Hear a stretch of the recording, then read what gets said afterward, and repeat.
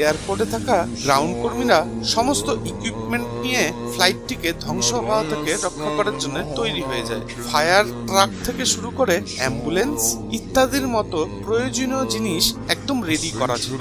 Loss অ্যাঞ্জেলেসের airport control tower শেষবারের মতো বিমানের ক্যাপ্টেন স্কটের সাথে যোগাযোগ করেন এবং ক্যাপ্টেনকে ল্যান্ডের সময় এত বেশি পরিমাণ মজুদ থাকা ফুয়েলে আগুন ধরে গেলে বিমানটি এক ঝটকাতে ফেটে যাওয়ারও সম্ভাবনা রয়েছে। কিন্তু বিমানটির পাইলট ক্যাপ্টেন স্কট ছিলেন খুব বুদ্ধিমান।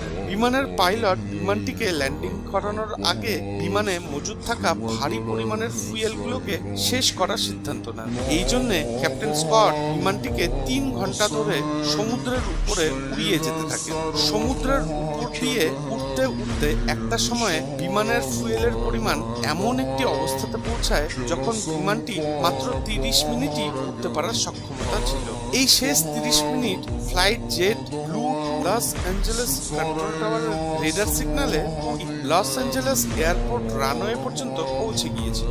ফ্লাইটের পাইলট খুব কৌশলের সাথে প্রথমে বিমানটির পেছনে ভালো অবস্থাতে থাকা ল্যান্ডিং গিয়ারগুলোকে মাটিতে স্পর্শ করান এবং ধীরে ধীরে করে বিমানের গতিটিকে কম করতে থাকেন। আর শেষ পর্যন্ত সেই মুহূর্তটি চলেই এসেছিল যখন ফ্লাইট পাইলট সামনের খারাপ অবস্থার ল্যান্ডিং গিয়ারকে মাটিতে স্পর্শ করতে হয়েছিল। কিন্তু এরপর সেটাই হয়েছিল যা চিন্তার বিষয় ছিল।